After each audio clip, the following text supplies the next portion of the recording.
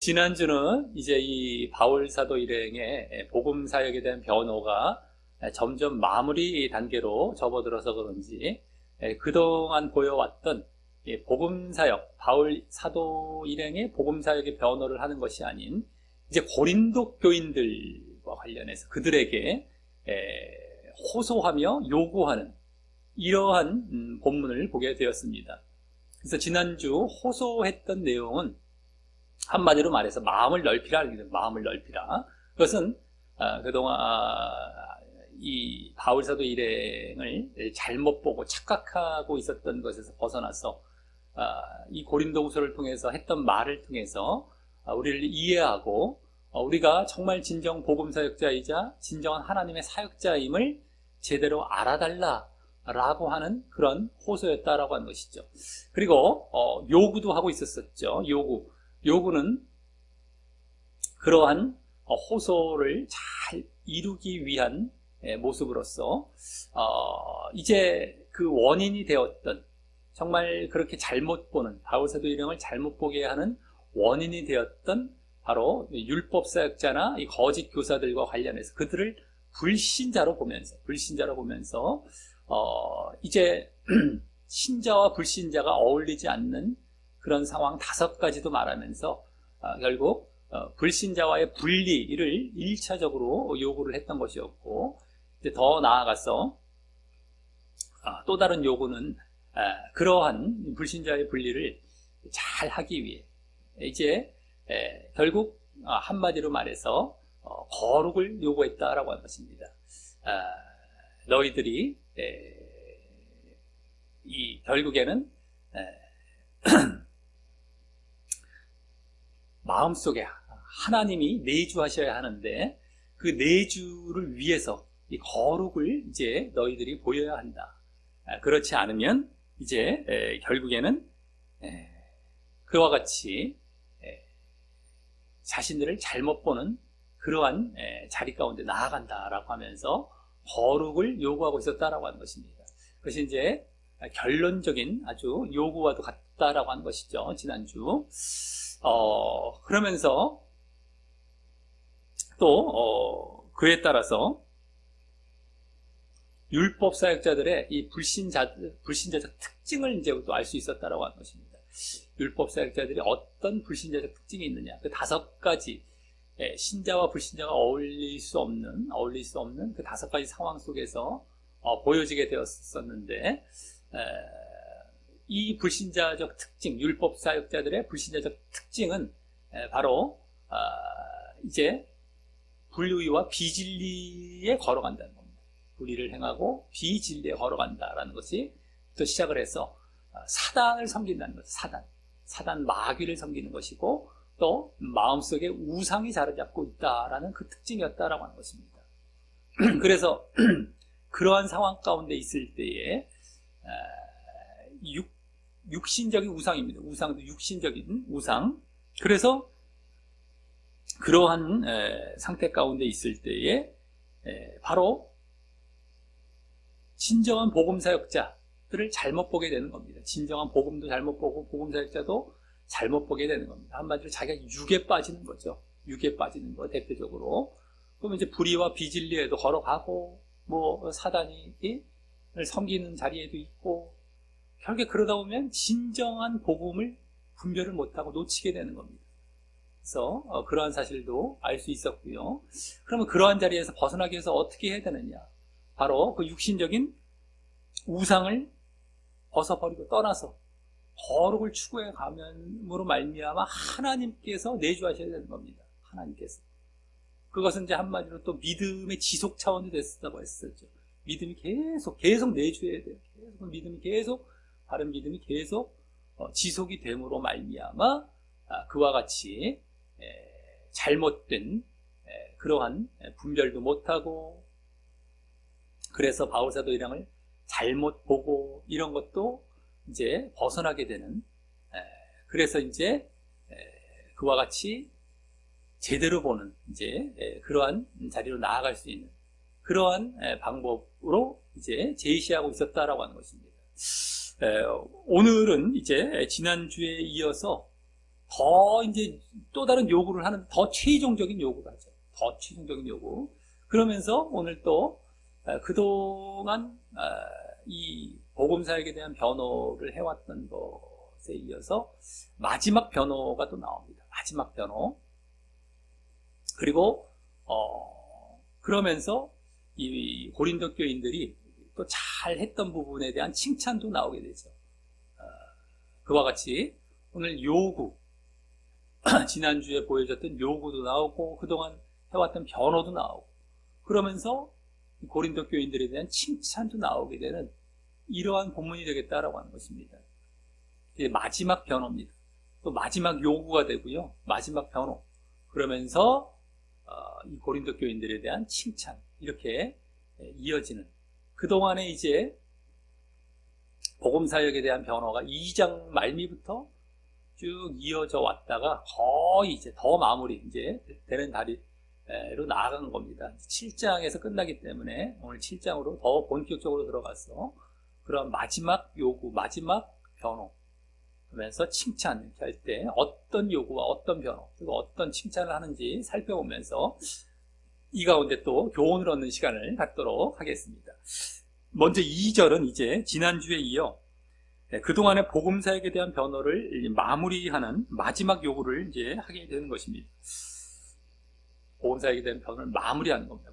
마지막 요구를 해요. 그래서 거기 마음으로 우리를 영접하라 라는 요구가 그것입니다. 마음으로 우리를 영접하라. 여기 영접이란 말은 허락입니다. 허락 받아들이고 이제 허락하는 것이죠. 이 말은 다른 말로 해서 우리를 허락하라 라는 말이 되는데, 지난주에 6장 14절과 또 7장 1절에서 두 개의 요구, 두 가지 요구를 한 것은 바울 사도 일행을 잘못 보게 된 원인 차원에서 결국 한마디로 그 잘못 보지 않도록 하기 위한 거룩을 요구했죠. 거룩을 요구한 것이었다면, 이번에는 그와 같이 그러한 원인도 제시했기 때문에 그 거룩을 잘 유지하는 가운데 잘못 보고 배척하지 말고 자신들을 잘 보고 허락하고 영접하라 라는 것입니다. 잘 영접하고 받아들여라, 허락하고, 이런 것이죠.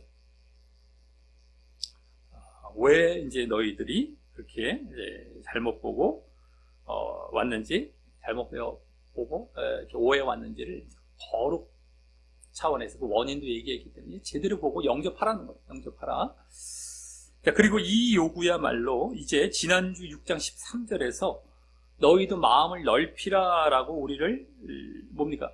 우리 바울사도 일행을 이해하고 제대로 보려 해달라라고 요구하듯 호소한 것에 이어서 그보다 더욱 나아가서 그동안의 복음사역에 대한 이 변호의 그 목적을 더욱 드러내며, 그때도 어느 정도 목적이 드러나고 있었어요.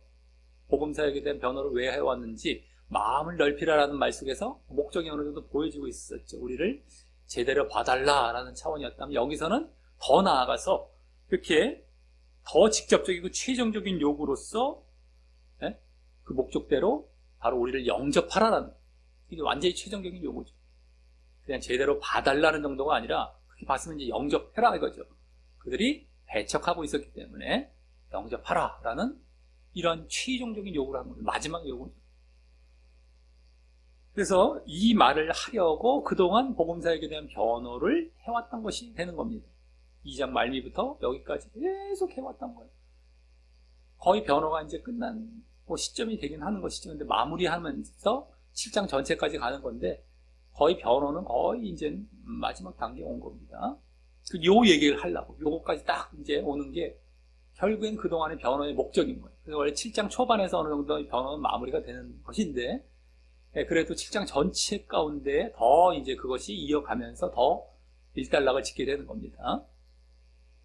자, 그러면서 다음, 그렇게 영접해야 할 이유로서, 우리를 영접하라, 우리를 영접해야 할 그 이유로서 바로 바울 사도 일행의 세 가지의 무고함을 이제 말을 하게 됩니다. 세 가지의 무고함. 아무런 우리는 그런 것이 없다, 무고하다라는 것이죠. 지난주는 자신들을 잘못 보게 된 이유로서 고린도 교인들에게 거룩을 요구했어요. 거룩. 너희들이 이와 같이 잘못 보면 거룩하지 않기 때문이다.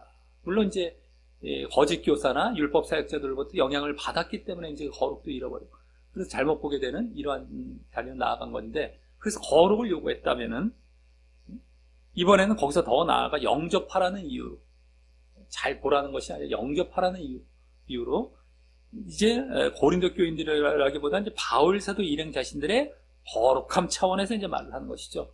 그들에게 거룩하라 라고 이제 요구를 했어요.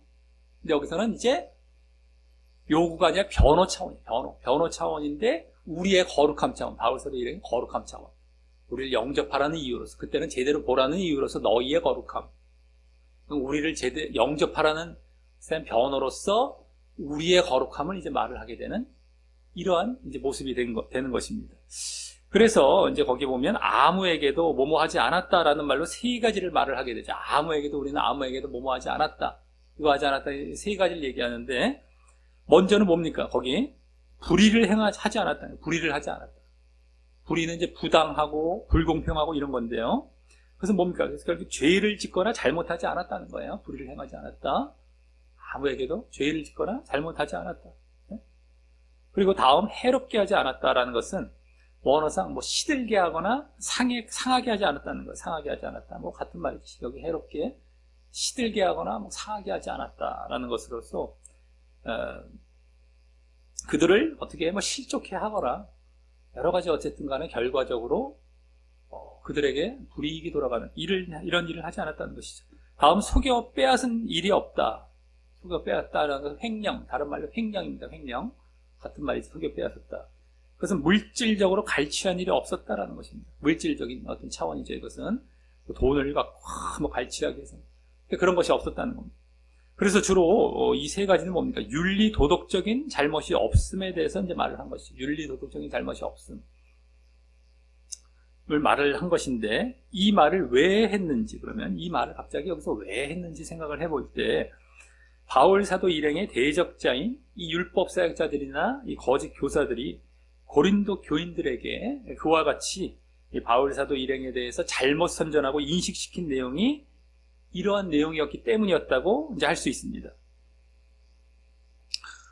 이렇게 이제 선전을 한 거죠. 잘못 인식시킨 거죠. 이래하다 윤리도덕적인 차원, 어떤 좀 물질적인 차원이죠. 육신적인 차원에서 이러한 거 자꾸 비방을 했던 거고, 잘못 그들에게 주입을 시킨 겁니다.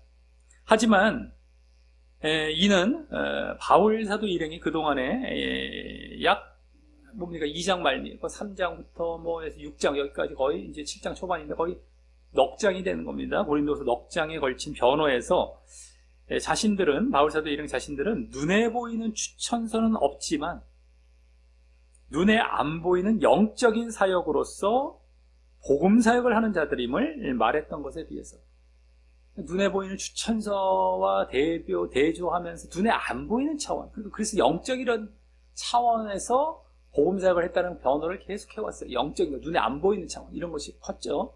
그리스도의 편지, 눈에 안 보인다, 이 차원에서 눈에 보이는 추천서와 달리, 그래서 이제 율법과 대조하면서 복음은 눈에 안 보이고 영적이다, 이런 차원에서 계속 변호를 해왔던 것이었죠, 지금까지. 근데 그것에 비해서 뭡니까? 이 지금 말하는 세 가지들은 상당히 눈에 보이거나 육신적인 잘못에 중점을 두어서, 눈에 보여지는 것, 또 육신적인 그런 잘못에 중점을 두어서 그들이 중상모략해온 내용임을 보게 되는 것입니다. 육신적인 차원이에요. 눈에 보이는, 윤리도덕적이기도 하고 막 눈에 보여져요. 육신적인 차원입니다. 그런 차원에서 비방하고 중상모략해온 겁니다. 근데 바울 사도 일행은 눈에 안 보이는 그런 영적인 복음 사역한 것에 영적인 차원인데, 이들은 육신적인, 비방도 육신적인 거예요. 그들은 눈에 보이는 추천서도 눈에 보이는 것, 이것도 눈에 보이는 비방. 하지만 이 바울 사도 일행은 눈에 안 보이는 영적인 그런 사역, 복음 사역, 이런 것을 중점적으로 말했던 것에 비해서, 자, 그래서 바울 사도 일행은 그동안 영적인 복음 사역자임을 말하며 자신들이 진정한 사역자임을 길게 변호해 온 것에 비해서 이제 마지막 부분에서 아주 짧게 저들의 육신적인 대적의 말도 하며 그것마저도 잘못이 없음을 변호하며 짧게입니다. 짧게. 아주 짧게. 저들이 육신적으로 막 대적해온 말, 비방해왔던 말, 그걸 짧게 얘기하면서 그것마저도 잘못이 없음을 변호하며 지금 최종적으로 자신들을 이제 이렇게 영접하라고 말을 하고 있는 것이죠. 영접하라라고 하면서 그동안 변호를 봤을 때도 이 말을 해도 되는데 거기다가 저들의 비방하는 내용, 대적하는 내용을 육신적인 차원의 그 내용을까지 더 덧붙여서 짧게 덧붙여서 이 잘못도 없기에 더욱 영접하라라고 지금 말을 하고 있는 것입니다. 그리고 우리는 여기서 다시 한번 영적인 것의 중요성을 알게 되고 그것에 매진해야 함을 이제 더욱 알게 되는 것입니다. 3장부터 6장 거의 넉 장 이상에 걸쳐서 이렇게 쭉 변호해온 것은 길게 변호해온 것은 영적인 차원이었어요. 근데 겨우 여기서 짧게 육신적인 차원, 저들이 비방했던 것임에도 불구하고 그것은 짧게 얘기하고 있던 겁니다. 오히려 우리는 이러하게 영적인 것을 위해서 사역했다는 걸 길게 얘기했어요.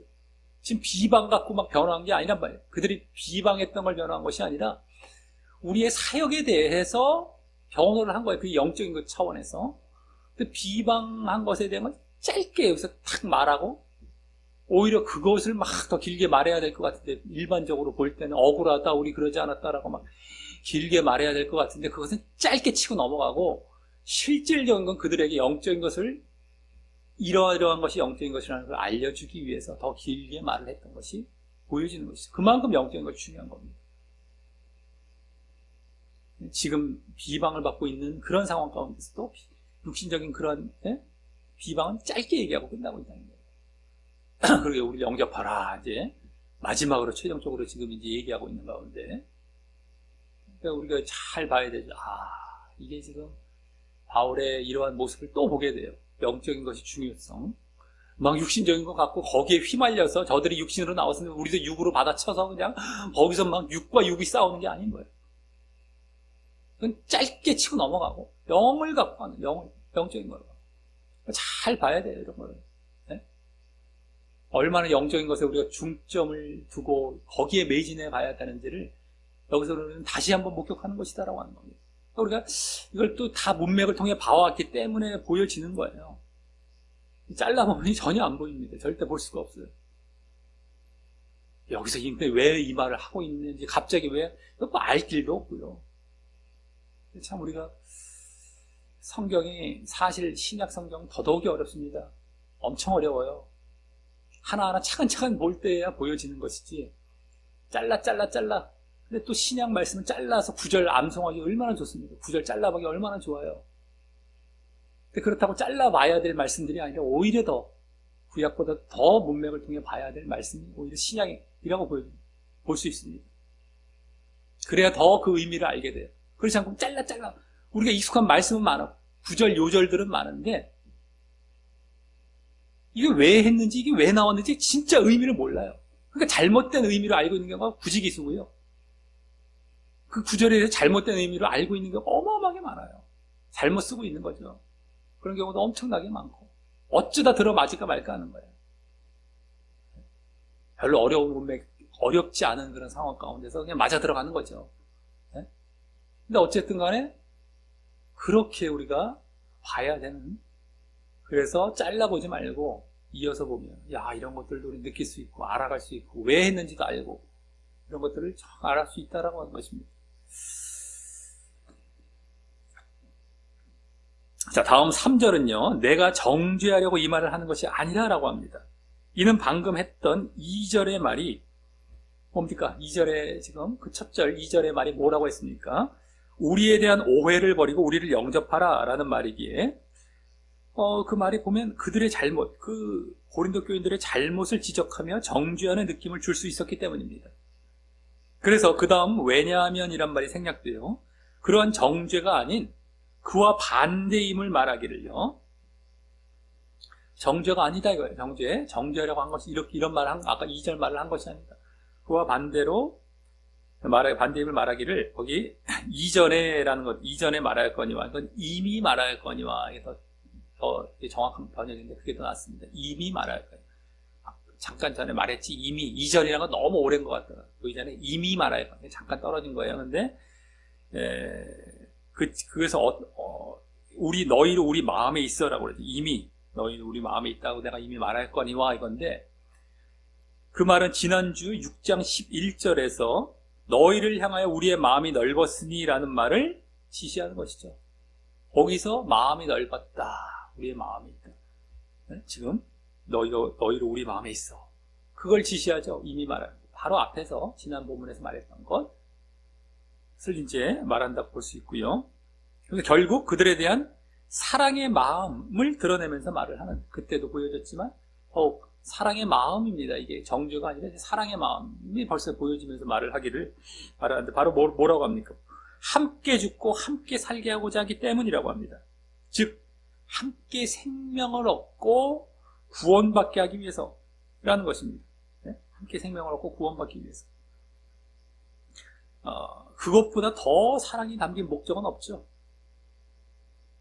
사랑하는데 우리가 구원, 여기 함께 살게 한다 할 때, 산다, 구원이 생명, 이것보다 더 큰 사랑은 없습니다. 하나님의 사랑도 결국엔 우리가 정말 무엇과도 비교할 수 없는 큰 사랑이라고 할 때 구원을 주시는 사랑이기 때문에 사랑이죠. 다른 거 아닙니다. 육신적이고 이 땅의적인 거 아닙니다. 다 영적인 거죠. 진정한 사랑이 그거예요. 구원이에요. 그것보다 더 큰 것이 없습니다. 우리가 이웃을 사랑하는 것도 결국에는 그들의 구원을 위해서 정말 나아갈 때 진정 더 아주 큰 사랑이 되는 것이죠. 어쨌든 간에 이거 사랑을 위해서 지금 말을 한 것이라는 거예요. 그들의 정죄가 아니라 이 구원, 더 큰 사랑이 없을 정도의 그 사랑.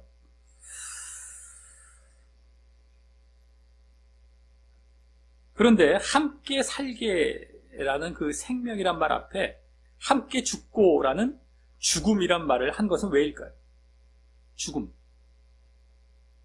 죽음도 말했잖아요. 생명 말고도. 지금 고린도 교인들의 바울 사도 일행을 오해하는 모습은 거짓 교사들에게 속아서 잘못되고 죄된 상태에 있기 때문에 그것이 죽어야 하기 때문인 것입니다. 죄된 상태, 잘못된 상태, 그것이 죽어야 하기 때문이죠. 그런데 여기 함께 죽고라는 말을 했다고, 함께라는 말을 했잖아요. 죽는데 함께 죽자고, 함께 이 말을 했다고 해서 바울 사도 일행도 지금 어떤 잘못이 있어서 그것에 대해서 함께 이렇게 죽어야 할 것을 말한 것이 아니라, 바울 사도 일행은 이미 그러한 잘못되고 죄된 모습에 대해서 죽은 상태에 있기 때문에 너희들도 그러한 죽음에 동참하라는 뜻에서 하는 말인 것이죠. 너희들도 이런 잘못이 있으니까 죽고 우리도 지금 잘못이 있는데 함께 죽자, 이게 아니라 이미 이쪽은 다 그 죽음을 처리한 상태에 있어요. 다 죽음에, 너희들도 죽음해서 함께 죽음의 길로 가자, 이런 얘기지. 우리 잘못 있고 너희 잘못 함께, 그럼 쌤쌤이 돼갖고 너희도 잘못 우리도 잘못 함께 죽고 그럼 너도 잘못 이러라고 한 얘기야, 이런 말이에요. 혹여라도 그럴 수 있는 경우가 많아요. 뭐 그런 경우 뭐 엄청 봅니다. 이거 코미디 같은 얘기인데 실질적으로 그럴 수 있는 경우가 어마어마하게 많아요.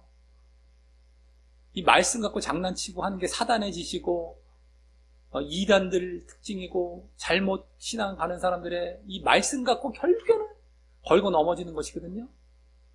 그러기 쉽기 때문에 이것도 말씀을 드리는 거죠. 그런 게 아닙니다. 이미 여기는 죽은 상태에서 너희들 죽음에 동참하라는 차원이죠. 네?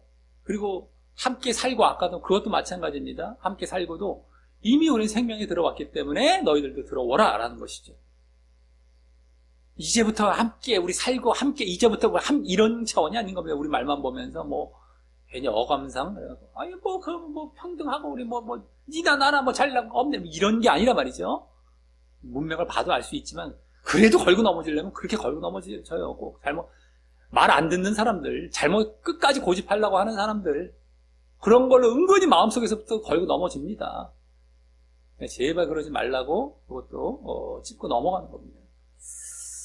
자, 그리고 이제 이 3절 전체를 볼 때 한편으로는 앞서 2절 말이 분명 정죄의 느낌을 줄 수 있고요. 그죠? 우리를 오해하지 말고 영접하라 그러면 우리 왜 잘못 정죄하는 느낌을 줄 수 있고 여기 또 여기 함께 죽고라는 말에서도 그런 느낌을 다시 줄 수가 있지만, 뭐가 잘못된 것이 있으니까 죽으라라고 한 거 아니겠습니까? 그러니까 막 정죄의 느낌을 줄 수 있죠. 죽으라라고 했으니까.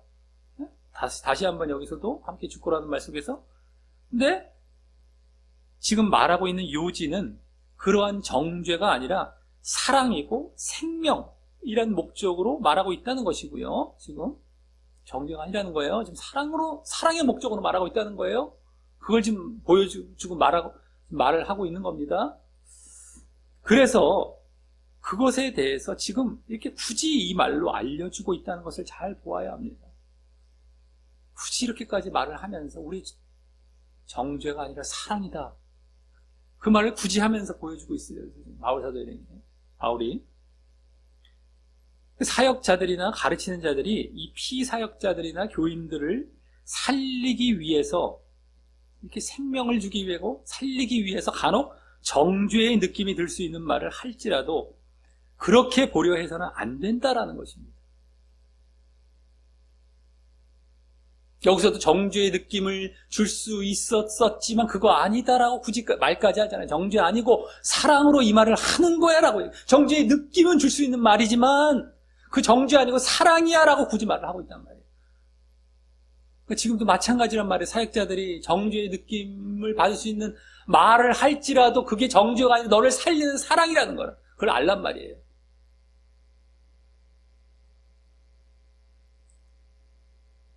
여기 말하고 있듯이 원래 사랑으로, 그래서 그들을 살리려고 하는 말이라는 것을 알고 감사함으로, 오히려 감사함으로, 겸허함으로 받아들여야 하는 것이 필요한 것입니다. 그렇지 않고 반발하거나 기분 나빠하며 피하려고 한다면 그 사람은 여기 말했던 생명이 아니라 결국 반대가 뭡니까? 멸망이죠. 죽음, 멸망. 멸망의 길로 가는 것도 잘 알고 말입니다. 뭔가 이렇게 뭐 지적하는 것 같고 정죄하는 것 같고 마음이 찔리고 아프게 하면은 자기들이 기분 나빠하죠. 근데 기분 나쁨이 그러면 없어야 돼. 사랑의 목적으로 했다고 해서 그거 기분 나쁘지 말라는 거 아닙니다. 기분 나쁠 수 있습니다. 기분 나빠질 수 있어요. 여기서도 고린도 교인들이 정죄의 느낌을 받으면서 기분 나쁠 수 있어요. 그것까지 누르고 있는 건 아닙니다. 근데 그 기분 나쁨도 너희 살리기 위한 사랑의 목적이라는 거예요. 그러니까 기분 나쁠 땐 나빠서 꺾어질 땐 꺾어져야 되는 거예요. 기분 나쁘다는 게 반발하라고 기분 나빠서는 안 되고요. 자기가 찔리고 아파요. 아픔을 갖고 회개의 자리로 들어가고 꺾어지는 자리로 들어가라는 거죠. 그럴 때 진정 그 사람은 여기 원래 목적대로, 사랑의 목적대로 생명의 길로 가는 겁니다. 그걸 살리기 위해서. 근데 정죄의 느낌을 받았다고 기분 나쁘다고 반발하고 받아치고 꺾이지 않고 고집하고 멸망의 길로 가는 겁니다. 근데 보통 현장에서 어떻게 해요? 현장에서 그러한 식으로 뭔가 찔리고 아프고 이렇게 막 그런 말을 했다 그러면 지금 여기서 말을 해줬기 때문에 그나마도 이러면서 슬쩍 넘어가는 것 같죠? 현장에 딱 부딪혔을 때는 반발하고 고집 부리기가 엄청나게 쉽습니다. 그리고 사람들을 보면 다 벌써 보여요. 벌써 반발하고 얼굴에 화난 게 보여요. 멸망으로 갈 사람들이에요. 진짜들은 어떻게 된다고 그랬습니까? 오히려 그 반발하는 사람들보다도 늘상 그 사람들 깨어있으려고 하고 늘상 바르게 하려고 하는데 그 가운데서도 정죄의 느낌을 받으면 거기서 또 꼬꾸라져요. 그런 사람들은요. 근데 오히려 뭐 그런 것도 없어요. 바르게 하려고 하는 것도 없고 그래서 오히려 확 찔릴 때 더 아프겠죠. 뭐 제대로 된 게 없으니 뭐 얼마나 아프겠습니까? 그런 사람들은 반발하기 부지기수예요. 꺾여요. 진짜들은 오히려 했던 사람들도 오히려 그 가운데 요만큼 남아있어요. 잘못된 게 요것밖에 없어요. 저 사람들은 그래서 이게 요만큼밖에 없는데도 거기에 팍 꺾입니다. 회개하고. 잘 알아야 돼. 진짜와 가짜는 이 차이가, 진짜 믿음이냐 가짜 믿음이냐. 그래서 진짜 구원의 길로 가느냐 멸망의 길로 가느냐 여기 차이가 나는 거예요. 자기를 잘 봐야 됩니다. 말씀을 듣고 찔리고 했을 때에 어떤 반응을 보이는지. 반발하고 씩씩거린다. 잘 씩씩거리라는 거예요. 잘 씩씩거려. 그거 좀 보여야 할 모습 아닌데 잘 씩씩거리라는 거예요. 자기 잘났다고 막 씩씩거리잖아요. 보통 보면. 자기 잘났다고 씩씩거리는 겁니다. 그럼 멸망의 길로 가는 거예요. 자기는 잘났다고 할지 몰라도 말이죠. 씩씩씩씩거리면서 막 그냥 속으로 겉으로 안 드러나는 것 같은데 또 겉으로 다 드러나요. 어느 정도 보여져요. 자기 못났다는 길, 내가 못났다라는 길로 가야 돼요. 나는 내가 지금 잘못됐구나. 내가 지금 지금 못나 있는 잘났다가 아니라 내가 잘못됐구나라는 걸 빨리 깨닫고 팍 꼬꾸라지는 길로 가야 되는데, 끝까지 씩씩씩씩 거리면서 자기가 기사에 등등해요. 막. 지금 잘못 지적하고 살리려고 하고 있는데, 거기에 계속 씩씩거리고 있다는 거는 자기 계속 잘났다는 거예요. 안 꺾겠다는 거거든요. 그 길로 가라는 거예요. 멸망 길로 가라는 거예요. 방법이 없습니다. 우리가 이 말씀 오늘 나왔을 때 이걸 아주 확실하게 말씀드리는 거예요. 이 사랑의 목적이고 살리는 목적인데도 씩씩거리고 있어요? 고집 부리고 있습니까? 자기 잘났다고 그러고 있습니까? 이게 사랑의 목적으로 꺾여서 살려고 하는 건데. 왜 정죄해? 이러면서 왜 정죄해? 막 반발하고 막 난리가 나겠죠. 알아서 정죄라고 생각하십시오. 이건 사랑입니다. 사랑이에요. 여기 사랑이란 말을 했다고 해서, 사랑이란 말을 했다고 해서 안 찔리게 하란 말이 아니란 말이에요. 이거 잘 봐야 돼요. 야, 사랑인데 왜 찔리게 하냐? 왜 정죄하냐? 그건 사랑이냐? 사랑이냐? 이게 아니라 정죄의 느낌이 있단 말이에요. 찔리는 거 있어요. 그게 없다는 얘기가 아니에요. 그게 있어요. 근데 그게 살리는 길이었단 말이에요. 사랑의 길이었단 말이에요. 야, 너 사랑인데 사랑으로 우리 좋은 말만 하지, 이 얘기가 아니야. 찔리는 말을 했던 건 분명히 남아있는 거란 말이에요. 그거 잘 분별해라. 제가 말씀드리는 겁니다. 근데 그게 살리는 거였단 말이에요. 그게 그 사람을 기분 나쁘게 하고 죽이려고 한 게 아니라, 정죄하려고 한 게 아니라, 정말 그 사람 살리기 위해했단 말이에요. 찔리는 거 있어요. 정죄의 느낌이 있어요. 근데 그걸 받아들여서 꺾이라는 거죠. 그 자체가 없다는 게 아니란 말이에요. 근데 고집을 부리고, 거기서 씩씩거리고, 그게 사랑이라는 걸 깨닫지 못하고, 멸망길로 가는 겁니다. 생명이 아니라 멸망길로 가는 겁니다. 잘 알아야 됩니다. 자, 다음 4절부터는 방금 정죄가 아니라 사랑의 목적에서 오해 말고 영접하라 라고 했다면요, 사랑의 목적으로, 정죄가 아니라 사랑의 목적으로 오해 말고 영접하라 라고 지금 방금 했다면은 4절부터는 더 나아가서 그 고린도 교인들을 미워하지 않음을 더 보이기 위해서 그들에 대해 이제 칭찬을 해주는 말을 이어갑니다. 또 미워하지 않음도 보이게 되는데다가 결국에는 그들이 자신들을 또 잘 영접하기를, 그래서 그들이 잘 이제 회개할 건 또 회개하고 잘 영접하기를 바라는 마음에서 그들의 칭찬을 또 해주는 말을 이어가요. 칭찬. 억지 칭찬은 아닙니다. 있는 그대로 그들에 대한 칭찬이죠. 억지 칭찬 만들어서 가식적인 칭찬, 자기 어떤 걸 소기의 목적을 이루기 위해서 자들을 억지로 칭찬, 이건 아니죠. 바울 사도 일행이 그런 사람들이 아닙니다. 비 맞추고 무슨 이러기 위해서 칭찬이 아니에요. 행여라도 이것도 잘 우리가 지금 그런 식으로 칭찬하고 넘어가는 경우가 너무 많기 때문에 그거와는 전혀 다르다는 것을 또 말씀드리고 가는 겁니다. 자, 4절은 먼저 내가 너희를 향하여 하는 말이 담대한 것도 많고, 담대한 것이라는 것은 확신, 언어상 확신도 많고 크고 이런 말입니다. 너희를 향하여서 크게 확신도 하고 이런 거예요. 그런 말도 하고, 또 너희를 위해 자랑하는 것도 많으니, 자랑도 크니, 라며 고린도 교인들을 확신하고 자랑한다고 칭찬을 합니다. 이렇게. 이게 칭찬이죠. 근데 그것은 그들이 문제가 많았었지만, 그리고 또 자신들에 대한 오해가 있었지만, 고린도 교회에 문제가 많았고, 또 바울 사도 일행을 잘못 보고 있는 그런 오해, 자신들에 대한 오해도 있었지만, 그래도 그들이 바르게 돌아올 것에 대한 확신과 자랑을 말하는 것입니다. 바르게 돌아올 것에 대한 확신과 자랑. 특히 자랑은 나중에 7장 14절에 나오듯이 디도 앞에서, 디도 좀 이따가 나오기도 합니다. 또 디도 앞에서 한 자랑이 대표적인 것이 될 것입니다. 자랑을 해서 고린도 교인들에서 자랑, 그들의 확신, 자랑, 바르게 돌아올 것에 대해서. 그래서 다음, 내가 우리의 모든 환난 가운데서도 위로가 가득하고 기쁨이 넘치는도다 라고 말한 것은 이제 이 뒤에 말할 것처럼 방금 말한 고린도 교인들에 대한 확신과 자랑과 같이 그들이 바르게 돌아오게 된 것에 대해 그와 같이 위로와 기쁨이 넘치는 것을 말하는 것입니다.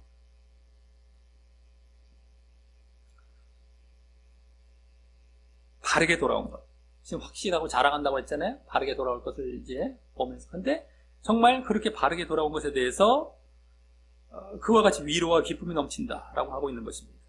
그리고 이때 환난을 말했는데 그것까지 포함하여서 환난 가운데서 위로와 기쁨이라 했잖아요. 그 환난까지 포함해서 그 위로와 기쁨에 대해 다음 5절의 앞에 왜냐하면이란 말이 생략이 되어서 이제 7절까지 해서 자세히 설명하게 됩니다. 왜 그렇게 환난과 위로와 기쁨을 말했는지, 왜냐하면 이란 말이 생략이 돼서 이제 자세하게 구체적으로 이제 말을 하게 되는 것이 5절부터 7절까지입니다. 먼저 5절은 우리가 마게도냐에 이르렀을 때에도 우리 육체가 편치 못하고 쉬지 못하고라는 거예요. 쉬지 못하고 라고 하는데, 여기 마게도냐라는 것은 뭐예요? 전에 복음사역에 대한 변호를 시작하게 되었던 2장 말미에서도요, 2장 12, 13절입니다. 거기서도 이미 그곳에 갔었다, 마게도냐에 갔었다라고 언급되었던 곳으로서, 그때 거기로 왜 가게 되었냐면 바울 사도가 디도라는 동역자를 통해서 2장 전반부, 2장 4절에 말한 눈물의 편지이자 또 고린도 전서와 후서의 중간 편지라고도 할 수 있죠. 눈물의 편지, 중간 편지, 2장 때 우리가 봤었습니다. 그 편지를 고린도 교회에 디도를 통해서 보내어서 바울 사도 일행이 고린도 교회를 방문하는 대신에 그 편지로 그 고린도 교인들을 책망하여 그들이 믿음의 섬을 보고자 했었는데, 그 이후 바울 사도가 어떻게 됐어요? 그 다음에 디도가 가져올 소식을 궁금해하며 드로아라는 곳에서 디도를 만나기를 기다리게 되었고요. 그때 2장 12절에서 나왔습니다. 드로아. 디도에게 중간 편지, 눈물 편지를 보내서 그들이 정말 이제 바르게 돌아오기를 원하면서 이렇게 보냈었어요. 근데 다시 이제 돌아올 소식을 기다리면서 드로아에서 만나기를 기다렸었는데 만나지 못했습니다. 거기서. 그러자 원래 또 가려고 했었던 여기 지금 마게도냐를 가게 된 것이었고요. 거기서 이제 디도를 만나게 되었던 것입니다. 디도를 거기서 만나게 돼요. 마게도냐에서. 그때도 잠깐 말씀을 드렸었지만 여기 직접 나온 거죠. 마게도냐가. 자, 그 만나게 된 사실은 좀 이따 나오는데요. 그 전에 여기 우리 육체가 편치 못했다라는 것은 거기 그 다음 사방으로 환난을 당하며, 여기는 이제 사방으로는 많은 환난, 그냥 여러 환난, 많은 환난을 당하여 밖으로는 다툼이요 안으로는 두려움이었기 때문입니다. 그러니까 육체가 쉬지 못했다, 편치 못했다는 거예요. 바깥으로 안으로 다툼과 두려움. 근데 이때 밖으로는 다툼이라는 말, 밖으로는 다툼이란 말은 전투, 싸움이란 말이에요. 밖으로는 뭔가 싸움이 있어요. 뭐가 전투에 대해 싸워야 되는 일인데, 그 말은 그 마게도냐에 도착했을 때 외부적으로 여러 대적자들의 공격이 있었기 때문에 그것과 싸워야 하는 차원에서 이제 말을 한 것이 되고요. 안으로는 두려움이란 말은요. 두려움이란 말은 놀람, 공포, 놀라고 공포. 이런 말은 고린도 교회의 문제로 인한 내부적인 걱정과 불안함 때문이었던 것입니다. 바울 사도 일행은 그들이 바르게 돌아오길 바라면서 이렇게 두려움을 가져서 공포를 갖고 놀라고 불안해하고 걱정하고 그랬던 것입니다. 그러니까 우리가 예수를 믿는다고 해서 걱정이 없는 게 아닙니다. 나중에 다음 본문에도 나오지만 근심 걱정이 있어요. 근데 영적인 차원이죠. 제발 저들이 신앙에서 바르게 돌아오길 원하면서 걱정하는 거예요. 또 자신의 회개를 위해서 걱정하기가 이제 나옵니다. 이러한 근심이 있는 거예요. 물론 맨날 기쁘다. 우리는 맨날 기쁘면 이거 걱정하지 마. 이게 아니라 여기 두려움, 막 걱정하고 불안해하면서, 왜? 고린도 교인들이 정말 문제가 있었기 때문에 편지를 보내서 이제 그들이 바르게 돌아오길 바라면서 막 걱정한 거예요. 바깥으로는 또 대적자들 때문에 이렇게 싸워 나가면서 이게 환란이었다. 많은 환란, 여러 환란. 그래서 이렇게 내외부적인 많은 환란이 앞서 4절에서 말했던 모든 환란이라는 말의 구체적인 내용임을 이제 보여주고 있는 것이죠. 4절에 지금 칭찬도 하면서 그들이 이제 위로와 기쁨을 줬다. 환란 가운데서 환란과 위로와 기쁨을 말했어요. 고린도 교인들을 칭찬하면서 환란 먼저 여기 구체적으로 보여준 것이고, 이제 다음 6절과 7절은 아까 또 4절에서 말한 위로와 또 기쁨, 이 두 가지가 남았죠. 그것에 대해 또 구체적인 내용을 이제 보여줍니다. 먼저 6절은 그러나 비천한 자들을 위로하시는 하나님이, 이 비천하다는 말은 짓눌린, 낙담한, 그래서 아주 낮아진 이거예요. 겸손한 말. 짓눌리고 낙담하고 그래서 아주 낮아져 있고 이런 거예요. 근데 어쨌든 그런 자들을 위로하시는 하나님이 디도의 오므로, 여기 디도가 나오죠. 디도가 왔어요. 디도의 오므로 우리를 위로하셨으니 라고 하며 이 위로를 이제 말을 하죠. 위로가 나옵니다. 위로를 말하되 그 위로의 원천으로 하나님을 언급합니다. 하나님. 이렇게 환난에서 위로하시는 하나님이라는 사실은요, 환난에서 위로하시는 하나님이란 그 사실은 고린도후서 첫 본문이었던 1장 3절부터 11절에서 잘 보여줬어요. 환난에서 위로하시는 하나님에 대한 게 첫 본문에부터 나왔습니다. 고린도후서 3절에서 11절, 1장 3절에서 11절에서 잘 보여줬는데, 그래서 여기 하나님께서 위로하시는 자를 비천한 자라고 한 것은, 누구를 위로하신다? 비천한 자를 위로하신다. 아무나 위로하시는 게 아닙니다. 여기서 그걸 보여주고 있어요. 하나님께서 비천한 자를 위로하신다. 비천한 자여야만 위로를 받는 것인데, 그 비천한 자라고 한 것은 그 말이 의미하듯이 아까 말씀드렸죠. 짓눌리고 겸손하여져서, 그때 1장에서 보여줬듯이 사형 선고를 받은 것처럼 살 소망까지 끊어져. 그때 그 얘기 나왔죠. 막 사형 선고를 받은 것처럼 살 소망까지 끊어져. 이 말 이제 기억나죠? 그런 상태가 되었습니다. 아주 그래서 결국에 하나님만 의뢰하고 의지하는 자들. 그때 나왔어요. 1장 8절 9절에서 하나님만 의지하게 되는 거예요. 하나님만 의지하는, 그 말이 나왔었어요. 완전히 다 살 소망까지 끊어서 이제 하나님만 의지할 수밖에 없는. 그때 그 말은 그들에게 그 환난에서 구원받게 하시는 방식으로 위로가 주어지기 때문입니다. 그때 구원, 건진받음, 거기서 벗어남, 그 구원이란 말로 이제 또 나오게 됐죠. 그래서 그런 방식으로 구원을 받았기 때문에 위로를 하시는. 위로가 그런 구원을. 근데 누구에게? 완전히 낮아져서 하나님만 완전히 의지하는, 전적으로 의지하는 그런 자들에게 환난에서 벗어나게 해서 구원하심으로 위로하시는. 이게 그때 나왔습니다. 여기서도 바로 그거. 비천한 자가 그걸 보여주는 거죠. 위로도 그런 환난에서 구원, 이게 담겨있는 그런 말이 되는 것입니다.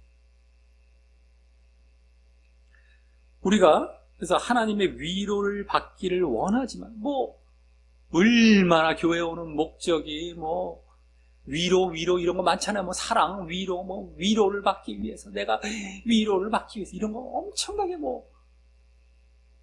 솔직히 말해서 그걸로 점철된다고 할 수도 있어요. 지금 어마어마하게 지금 사람들 교회에 오는 목적이 그럴 정도로 위로를 받기 원하지 않습니까? 근데 그것은 바로 이와 같이 비천한 자. 그래서 철저히 낮아져서 하나님만 의지하는 자가 되어야 가능하다는 사실을 다시금 알고 정말 그러한 자리에 있어야 되는 겁니다. 위로를 받기 위해서는. 철저히 낮아지고 하나님만 의지하는, 그래야 하나님께서 거기서 건져내시므로 위로해 주시는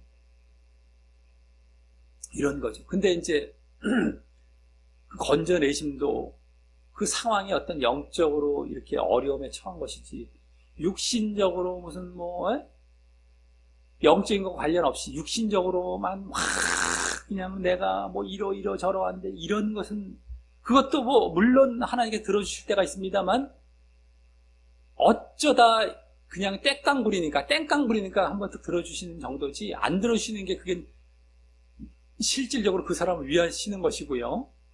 그것도 또 놓쳐서는 안 됩니다. 위로했다. 우리는 뭐든 간에 육신적인 위로 해갖고 그냥 육신적인 위로 받는 건 당신이 영으로 들어가는 것부터 위로 받는 겁니다. 영적으로 들어가시면 위로 받는 거예요. 그거부터 잘못됐으면서 무슨 위로를 받으려고 합니다. 육에 매여 있기 때문에 당신이 그 환난 가운데 있는 거란 말이죠. 영으로 들어가시면 되는 거예요. 영. 근데 그때 그걸 위해서 또 하나님께 기도를 했다. 내가 영으로 그럼 하나님 도와주시죠. 또 함께 하시죠. 그거는 다 영적인 관련이 된다면요. 근데 육만 갖고 위로, 이건 상관이 없어요. 그러니까 지금 교회 나오는 목적이 위로, 또 그런 육신적인 위로예요. 웬만하면요. 근데 거기서 위로함을 받았다. 그거 잘못된 위로가 되는 거예요. 하나님께서 주시는 위로가 아닌 겁니다. 어쩌다 위로받은 걸 또 간증을 합니다. 그거. 보통 문제가 아니죠. 육을 위로받았어요. 육을 위로받아 땡깡 부려. 그걸 또 간증합니다. 참 보통 문제가, 그걸 갖고서 오히려 복음을 막고 오히려 악하게 사람들을 잘못된 길로 가는데 쓰고 있는 거죠. 그러니 이건 아예 안 들어주시는 게 더 나은 거예요. 하나님께서. 어찌됐든 간에 그렇게 우리가 우리 지금 영적인 차원에서 이게 전체적으로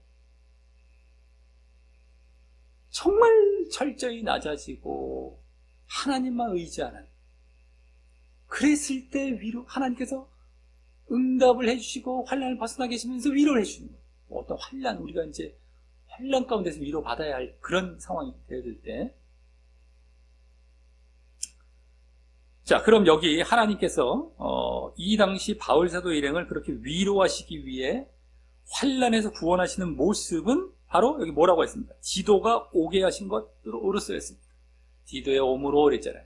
디도가 오게 하신 그걸로써 환난에서 구원하신, 그래서 위로하신 이 모습이었습니다. 즉 다시 말해 바울사도 일행이 일단 디도를 앞서 말씀드린 드로아에서 만나지 못하여서 무슨 사고나 무슨 일이 생겼나 하고 노심초사하며 두려움 가운데, 아까 두려움이라고 안으로는 두려움 가운데 걱정하고 불안해하는 이런 환난의 상황에 있었지만 내부적인 두려움입니다. 이건 내부적인 환난, 그런 환난의 상황이 있었지만 바로 하나님께서 디도가 이 마게도냐에 무사히 도착해서 바울사도 일행과 만날 수 있도록 섭리하시고 역사하셔서 그 환난을 벗어나는 이런 위로를 주셨다는 것입니다. 그래서 디도와의 만남은 이런 하나님에 의한 것임을 잘 알 수 있죠. 여러 가지 어려움 겪고 사고가 났다던가 어떤 대적을 만났다던가 여러 가지 수가 있는데 오게 하신 거예요. 그래서 만나게 하신 것 그대로 나왔잖아요. 여기서 하나님께서 하셨다고 나왔고 그걸로 위로받은 것입니다. 섭리에 의해서. 물론 디도가 무슨 하나님께서 이렇게 무슨 마술처럼 휘하게 오게 하신 건 아니죠. 중간에 오다가 장애물을 만날 수도 있고 여러 가지 대적들을 만날 수도 있어요. 여러 가지 근데 그걸 다 극복하고 넘어가게 하신 것이죠. 이런 차원에서 섭리하신 것이죠.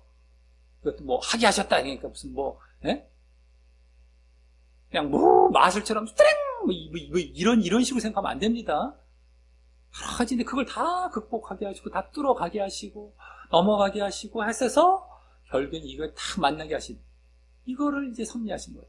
그래서 그 노심초사 기다렸던 것이 딱 그 환난에서 벗어나는, 그 두려움과 그 환난에서 벗어나는, 이게 이제 그 두려움은 내부적인 환란은 이것뿐만이 아닙니다. 이제 지금 지도 차원에서 이거에서의 환란도 있고 또 나와요. 내부적인 환란. 자, 그리고 다음 7절에서는 또 다른 위로와 이번엔 기쁨에 대해서도 말합니다. 아까 4절에 기쁨 말했던 그 기쁨, 또 다른 위로가 나오고요. 자, 그래서 먼저 저의 온 것뿐 아니요 그랬는데 저의 온 것으로뿐 아니요, 이거예요. 원래 더 정확히는 저의 온 것뿐, 우리말이랑 좀 이상하죠. 온 것뿐 아니요, 왔다는 것이 무엇인가? 그러니까 온 것으로, 그 수단이 보여져야 됩니다. 그거 수단, 온 것으로뿐만이 아니요. 방금 6절에 지도의 옴으로 받은, 이게 뭡니까? 이 말은 뭐예요? 방금 6절에 지도의 옴으로 받은 위로뿐만이 아니라 라고 이제 하면서 지도가 옴으로 받은 위로, 그 위로뿐만이 아니라 이 말입니다. 지도에 온 것뿐만, 왔다는 것으로 끝나는 것이 아니라 와서 오게 됨으로 위로받은 것까지입니다. 그게 원래 포함된 것이 온 것으로뿐만 아니요, 이 말입니다. 그래서 그렇게 해서 위로받은 것뿐만 아니라 라고 하면서 다음, 오직 저가 너희에게 받은 그 위로로 위로하고, 저는 디도죠, 디도 라고 합니다. 자, 이는 이제 고린도 교인들이 디도에 대해 무시하거나 배척한 것이 아닌 잘 받아들이고 대접하며 따른 것으로 디도가 위로받은 것을 말하며, 디도가 고린도 교인들이 고린도 교회에 딱 갔더니만 배척한 것이 아니라 그들이 잘 대접하고 막 따른 거예요. 그것을 이제 바울 사도에게 얘기를 한 거겠죠. 그러니까 그거를 통해서 일단 디도가 위로를 받은 거예요. 갔더니만 자기에게 지금 잘 대접한 걸로 디도가 위로를 받았단 말이죠. 근데 그것에 의해서 그 디도가 위로받은 것을 듣고 바울이 위로받은 거예요. 이제. 이 말이에요. 저가 너희에게 받은 그 위로로 위로하고, 디도가 먼저 위로받은 걸로 얘기했더니만 이쪽에서 또 바울도 위로받은, 이런 상태인 겁니다. 이 거짓 교사들의 영향을 받아서 고린도 교인들이 디도를 배척할까봐 이 또한 두려움 가운데 걱정하고 불안해하는 그런 환란의 상황이 있었죠. 아까 내부적인 환란 그겁니다. 이것도 두려움이에요. 그들이 배척하면 어떨까 막 걱정하고 노심초사, 이것도 막. 근데 그 환란에서 벗어나게 된 거예요. 그 환란의 상황이었지만 이번에는 하여튼 그게 환란인 겁니다. 이거 두려움. 또 아까는 막 못 만나는 거, 디도를 못 만나서 막 드로아에서 못 만나갖고 마게도냐까지 갔어요. 왜 말만 들으면 쉽지만 우리 알잖아요. 누굴 만나기로 했고 또 중대한 상황 때문에 만나야 되는데 못 만날 때 얼마나 그 고통이 심합니까? 그게 환란이었다니까요. 근데 여기서는 고린도 교인들이 이 디도를 배척할까봐 또 걱정했던, 왜? 문제를 갖고 이제 그걸 고쳐주러 갔는데 그거 반발하면 또 문제거든요. 어마어마하게 이게 더 큰 문제죠, 어떻게 보면. 그게 목적이었으니까. 그러니까 그걸로 얼마나 걱정했어요. 그게 환란이었단 말이에요. 내부적인 환란, 우리 환란을 또 딴 쪽으로 막 갖다 붙이고 할까 하는 거, 이게 환란이었어. 이게 환란, 영적인 거. 얼마나 환란. 근데 이번에는 고린도 교인들의 올바른 반응에 의해서 디도가 먼저 위로를 받고, 그 다음에 이어서 바울 사도가 그 위로의 소식을 듣고 그 환란을 불식시키고 위로를 받게 되었다라는 것입니다. 환란을 벗어나서. 이 또한 하나님께서 역사하셔서 그렇게 그들이, 고린도 교인들이 잘 받아들이고 따르게 되어서 위로하신 것은 아닐까 생각해 보다가, 하나님께서 그럼 잘 받아들이게 하셨나? 아까도 막 하나님께서 위로하셨다고 그러니까 그것은 아닐까 생각해 보다가 지금 4절부터 고린도 교인들을 칭찬하는 중에 있기 때문에 그것은 아니라고 보여지고요. 그럼 고린도 교인들이 칭찬받을 일이 아니죠. 하나님께서 다 하셨다면. 그것은 아니라고 보여지고, 다만 그 배후에 돌아오는 길에 섭리하셨다고 할 수 있죠. 아까 돌아오고 이제 올 때 자기들이 잘 받아들인 거, 그걸 받아들이게 섭리하죠. 그러면 고린도 교인들 할 게 뭡니까? 다 하나님께 핑계. 그건 이제 예정론적이고 이런 어떤 뭐 하게 하셨다 이런 쪽으로 가는 겁니다. 사실 그렇게만 봐도 아닌 거예요. 아닌 거고요. 그리고 고린도 교인들을 지금 칭찬하는 중에 있는 와중에 문맥만 봐도 알 수 있고요. 고린도 교인들이 그걸 잘 받아들였기 때문에 칭찬을 하는 거거든요. 그래서 위로를 받은 거예요. 우리가 위로받고 너희들이 잘 이렇게 했으므로, 응? 그래서 막 위로받은 상황들 막 이런 거. 아까 하나님께서도 물론 다 보고 계시면서 그 다음에 배후에서는 다 또 섭리하시죠. 그걸로 또 위로를 받는 거예요. 그 돌아오게 하시는 이런 길 가운데서 또 절대 그 좋은 소식을 갖고 이들의 정말 이러한 바르게 돌아온 걸 절대 놓치지 않게 하시고 그거 어그러지게 안 하시죠. 그게 하나님 위로하시죠. 배후에는 하나님께서 하시는 거예요. 배후에. 그랬을 때 너희들이 했을 때 뒤에서 바치시는 것이 섭리입니다. 하나님의 섭리 항상 그렇게 이루어지죠. 우리가 했을 때 하나님과 함께 하시는 거예요. 너희가 먼저입니다. 하나님이 먼저가 아니에요. 근데 1대1로 하나님과 우리 비교하고 하나님이 먼저지 무슨 우리가 먼저야 이렇게 얘기하죠. 아닙니다. 성경을 어딜 보세요. 우리가 먼저 해야 하나님이 하시는 거예요. 1대1로 그냥 하나님과 하나님 이렇게 비교하면 절대 안 돼요. 자, 배후에 있다는 건 하나님이 크십니까? 우리가 큽니까? 하나님이 크신 거예요. 하나님이 뭡니까? 더 막 저거 하신 것이지. 벌써 다 알고 우리는 반응한 걸 그 다음에 이제 하시는 것 뿐이에요. 그런 차원에서 하나님이 더 크시고 더 우선순위 여기서는 따질 게 아니죠. 어디서 뭐 그런 거 갖고서 뭐 하나님이 하시고 우리는 어디 감히 인간이 먼저 해. 이런 얘기 하지 말라. 말장난 해갖고 막 교리상에서 이제 그렇게 말해놨어요. 예정론 쪽에서 특별히. 교리상으로 이상하게 만들어놓고 사람들 이 말처럼 다 넘어가요. 제가 이런 거 분별하는 것도 아주 이상한 걸 넘어갈 수 없어서 묵상하고 살펴보고 하다가 다 알게 된 거 이들의 실체들을요. 어처구니 없습니다. 이 피스무리하면서 분별 못해요 사람들은. 맞아 하면서 거기 다 넘어. 그럼 이 답답함은 이루 말을 할 수 없습니다. 이걸 또 어떻게 해야 이걸 알려주나. 어찌됐든 간에 고린도 교인들이 했더니만 또 하나님께서는 또 가만히 계시지 그걸로 위로도 받고 있어요. 또 바울사도는 그것도 위로 받았어요. 그래서 무사히 돌아오게 만나게 하시고 그다음. 근데 여기서는 고린도 교인들이 한 것 갖고 위로를 받은 거란 말이죠.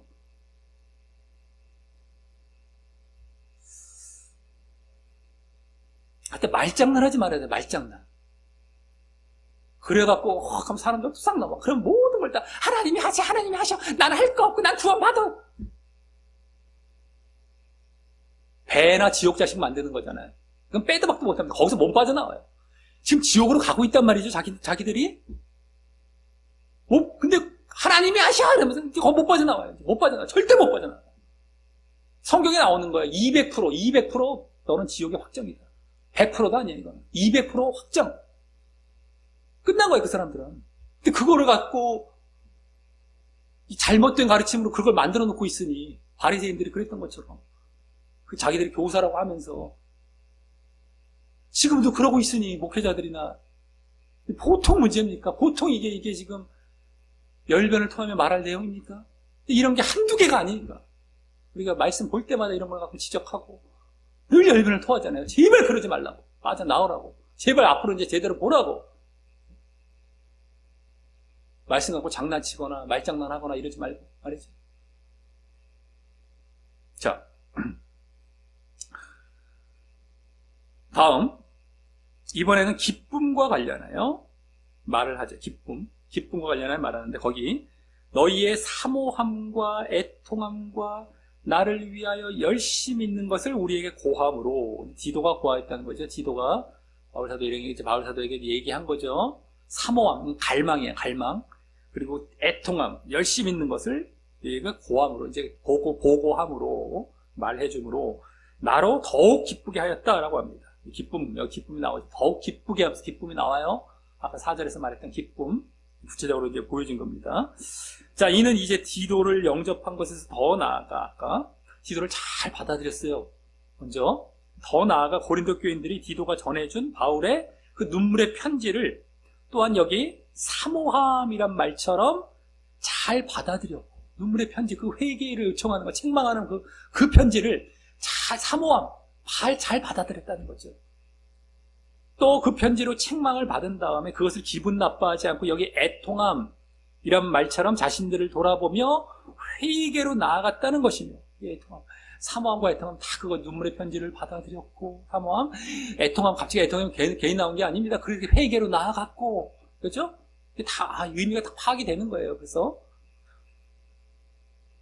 그래서 그 이후 여기 나를 위해 열심히 있다라고 했듯이 이제 바울 사도 일행에 대한 오해에서 벗어나 바르게 보고 따르려 했다라는 것입니다. 지금 막 오해, 너희들이 거짓 교사, 율법 사역자들로부터 나를 잘못 보고 지금 막 오해한 그게 아니라 열심히 바르게 이제 보려고 했다라는 거죠. 바르게 보고 따르려 했다. 그러기에 이런 소식을 디도로부터 들은 다음에도 지금 이 고린도후서를 통해서 지금 바울 사도 일행은 바울은 복음사역에 대해서 변호를 했잖아요. 지금 3장에서 여기까지 2장 말미에서 여기까지 복음사역에 대해서 변호를 한 것은 원래 할 필요가 없다라고 보여지죠. 이들은 잘 열심을 보이고 잘 따르려고 했는데 왜 또 변호하지? 라고 생각할 수 있는데 그게 아니라 그들에게 더욱 복음사역을 확실히 가르치고 다시는 그러한 잘못된 미혹에 율법 사역자들이나 거짓 교사들의 잘못된 미혹에 넘어가지 않도록 하기 위한 것이라고 할 수 있는 것이 되는 것이죠. 이제 보여지죠. 복음사역에 대해서 변호했던 것은 그들이 무조건 잘못되어졌기만 해서 이제 고쳐라는 것이 아니라 이미 이들은 고칠 마음으로 돌아왔어요. 고칠 마음으로 돌아왔고 잘 따르라고 열심히 보이려고 하는데도 불구하고 다시금 알려주는 거예요. 다시금 더 확실하게 이제 정확하게 더 영적인 걸 가르쳐 주므로 앞으로 그렇게 절대 거기 넘어가지 말고, 그래서 절대 이제 앞으로 그렇게 거기에 영향받지 말라라는 차원이 되는 것이죠. 잘 봐야 돼요. 잘 봐야 돼요. 중요하고 필요한 것은 이렇게 반복하고 또 얘기하고 또 얘기하는 겁니다. 원래. 그걸 싫어한다. 왜 반복하냐? 왜 또 말하냐? 이거 싫어한다는 건 자기의 상태가 잘못된 거예요. 진짜를 말을 하는 것에 대해서는 몇 번이고 자기는 좋아하게 돼 있어요.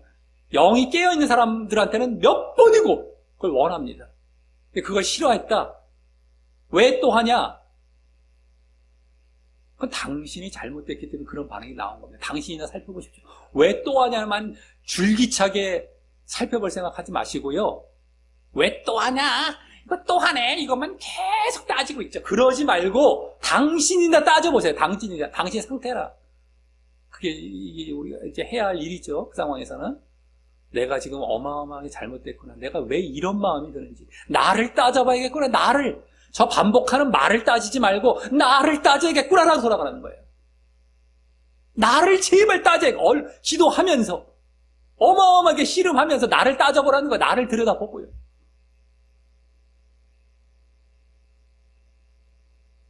어쨌든 간에 그런 상황이 지금 그렇게 해서 변화를 해온 겁니다. 그런 상황에서 다 보여줬잖아요. 위로도 받고 지금 좀 기쁘다고 했는데 근데 또 이거 썼단 말이에요. 지금 변화했던 말들을 그거 봐도 알 수 있죠. 거기서 다 크게 봐도 작게 봐도 다 드러나잖아요. 왜 변화한 건지를 다 드러나잖아요. 지금.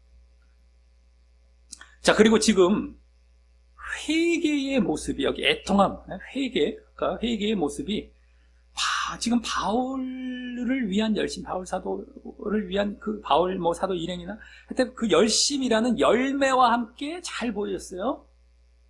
아까 사모함은 그 눈물의 편지를 잘 받아들였다라는 것이 되고, 애통함은 그다음부터 회개죠. 근데 또 바울 사도는 이게 열심을 보였다라는 건 뭐예요? 회개하고 글로 돌이킨 거잖아요. 지금. 그 회개 열매 차원이잖아요. 또. 그 회개가 열매까지 보여지는 이거란 말이죠. 그것이 근데 그러한 것이 회개가 눈물의 편지에 담긴 책망의 성격에 의한 것임이 크다는 사실을 또한 잘 알아야 됩니다. 눈물의 편지는 어떤 편지라고 그때 2장에서부터 계속 알았었습니까? 책망의 편지입니다. 회개를 요청하는 편지, 책망의 편지. 그때의 이와 같은 회개가 보여졌던 거예요. 그런 편지를 보냈을 때, 그런 메시지, 그런 말씀을 전했을 때 쉽게 말해서 그냥 잘못을 덮어두고 좋은 말만 해주다가는 절대 이렇게 회개할 기회도 없고, 또 그러다 보면 그들은 그 잘못된 자리에 계속 머물며 결국 멸망을 향해 나아가는 것인데, 예? 그것과 반대로 이제 나아가게 됐죠. 여기서 책망을 주었고, 그래서 회개했어요. 근데 그걸 덮었어요. 그리고 괜히 그냥 막 좋은 말만 해주다가 회개도 안 해. 멸망이. 이게 사랑이 아닙니다. 그러니까 눈물의 편지를 보냈어요. 이걸 보낼 수밖에 없어요. 바울 사도 일행이 이걸 잘못됐음에도 불구하고 덮는 사람이 절대 아니에요. 하나님도 그러시고요. 그러면 눈물의 편지를 보냈으니까 어떻게 환란이 온 거예요. 막 걱정하면서 저들이 저거를 잘 받아들여야 될 텐데 막 걱정이 돼요. 근데 받아들였단 말이죠. 그 얼마나 위로가 돼. 이 영적인 차원이에요. 이게 지금 다 하나하나가.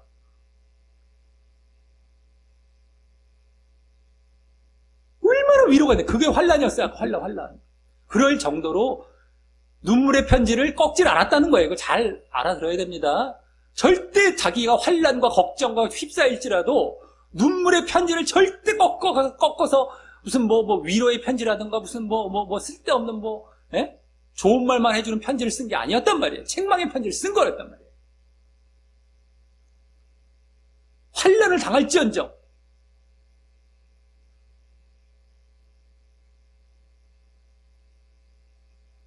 앞서 근데 오늘 본문 2절 3절에서도요.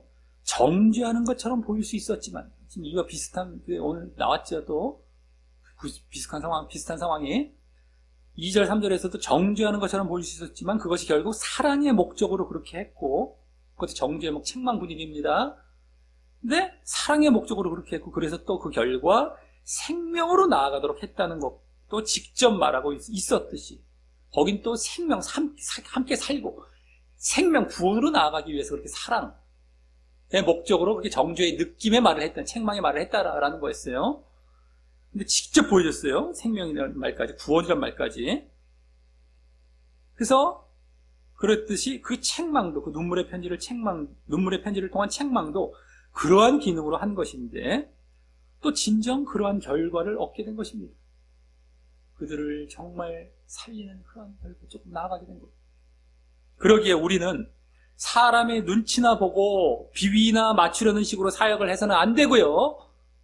우리 사역의 가장 큰 건 복음사역, 말씀사역입니다. 뭔가를 전하는 거예요. 메시지를 전하고 이런 것이 결국엔 가장 큰 사역의 큰 줄기인데 사람의 눈치나 보고 비위나 맞추는 이런 식으로 그런 사역을 해서는 안 되고요. 그들이 잘못했으면 책망, 또 잘했으면 칭찬을 하는 식으로 그들에게 필요한 것을 솔직하게 판단하면서 그들을 살리고 생명으로 가게 하기 위해서 사역을 해야만 하는 것입니다. 책망할 땐 책망하고 또 잘했으면 칭찬하고 잘못했으면 책망하고 근데 오늘 공교롭게도 정죄로 오해받을 수 있는 책망의 분위기와 또 책망의 분위기가 아까 2절 3절을 보여줬죠. 정죄로 오해받을 수 있었던 책망의 분위기가 또 그들이 잘함으로 보인 칭찬의 분위기가 모두 보여줬던 것처럼 말입니다. 오늘은 그게 다 나왔어요. 앞부분은 책망의 분위기, 뒤에서는 갑자기 또 칭찬의 분위기. 그러니까 지금 바울 사도 일행의 사역의 특징들이 다 보여준 겁니다. 책망했고 또 칭찬도 했어요. 그리고 책망을 할 때 그렇게 그들을 사랑하고 살리기 위한 것임에도요. 아까 그대로 볼 수 있었지 않습니까?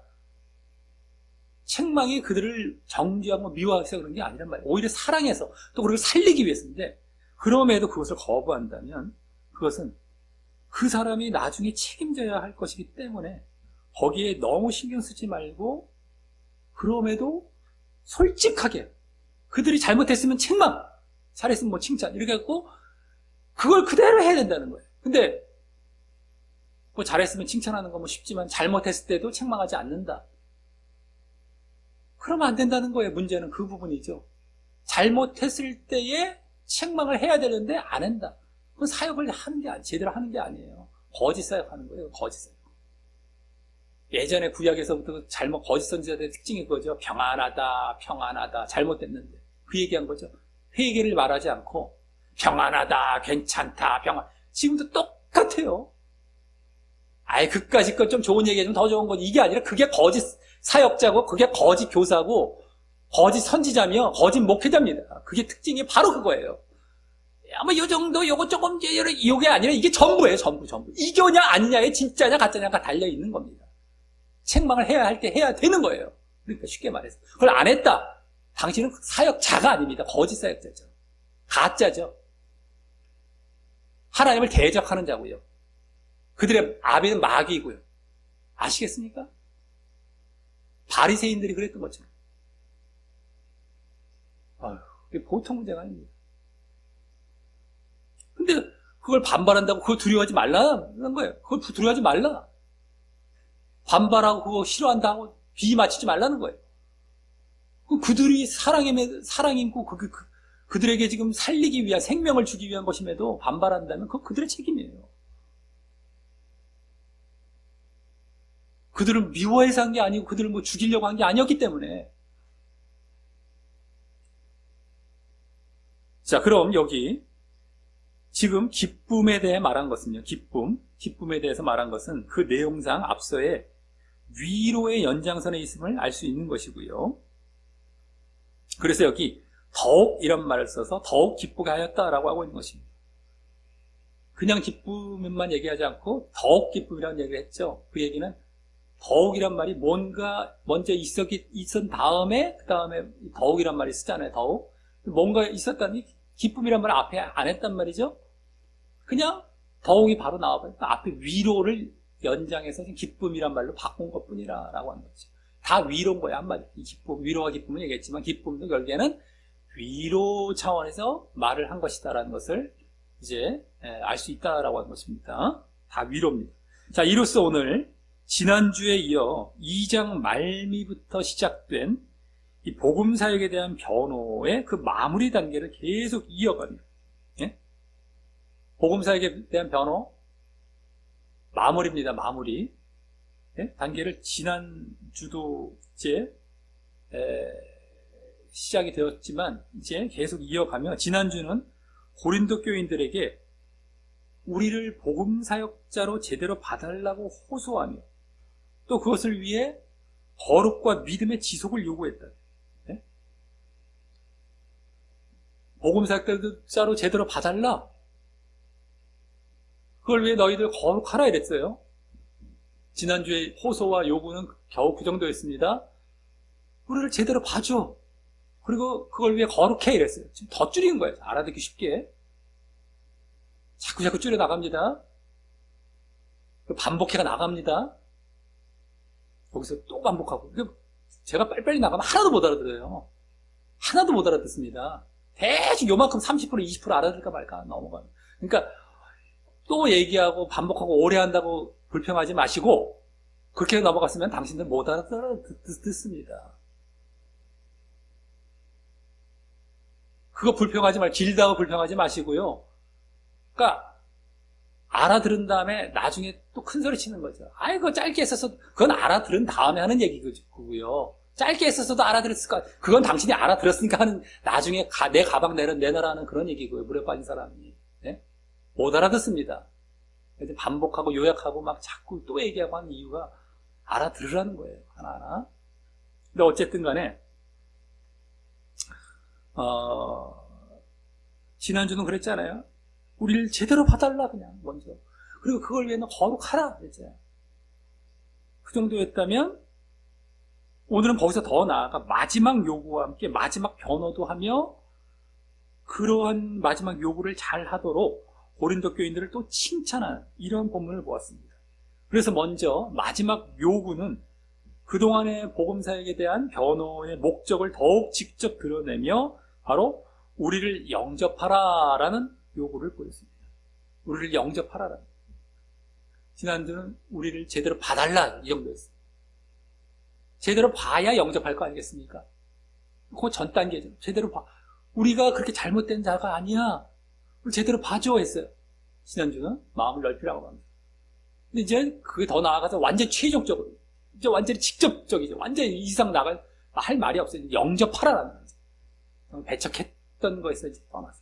근데 이것도 아까 우리 봤지만은 이미 이들은 열심을 보이는 가운데 있어요. 이제 다시 영접하려고 하는 그런 상황이 있고 또 하는데도 더 못을 박는 거고 더 확실하게 이제 하고 있는 것 뿐이죠. 더 지금 하고 있는데도 영접하라. 더 이제 확실하게 못을 받고 하는 거죠.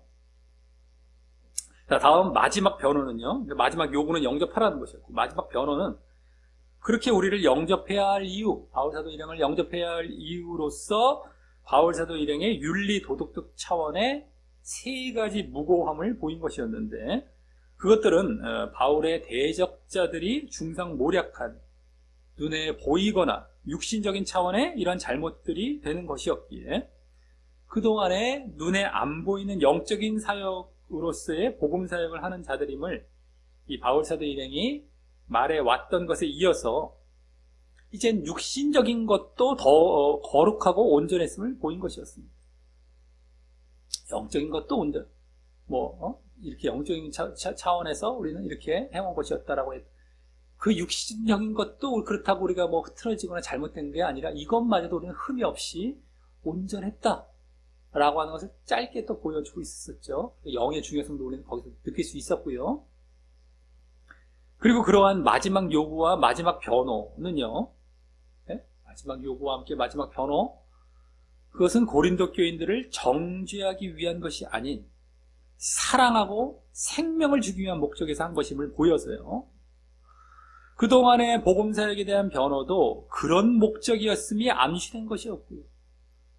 그동안에 지금 3장부터 6장에 거의 이제 굵직하게 말하면 그거예요. 2장 말미에서 7장 얘기하지 않고 그냥 굵직하게 지금까지 그 부분에서 변호한 거, 복음사역에 대한 변호를 계속 해왔던 것도 우리가 이렇게 한 거야 라고 하면서 약간 정죄하는 분위기가 있었지만 그들이 잘못을 지적하는 어떤 차원에서 아니라 그거 다 사랑, 제대로 너희들 이제 알고 제대로 보고 하라는 사랑 차원이죠. 그래서 그들을 살리기 위한 차원. 임을 이제 암시할 수 있는 거예요. 이제 이 마지막 부분에 와서 거의. 그들을 살리기 위한 거다. 그런 목적이었음이 암시된 것이었고, 사랑 차원에서. 그러기에, 한편, 책망의 분위기로 말한 것임도 알았습니다. 오늘.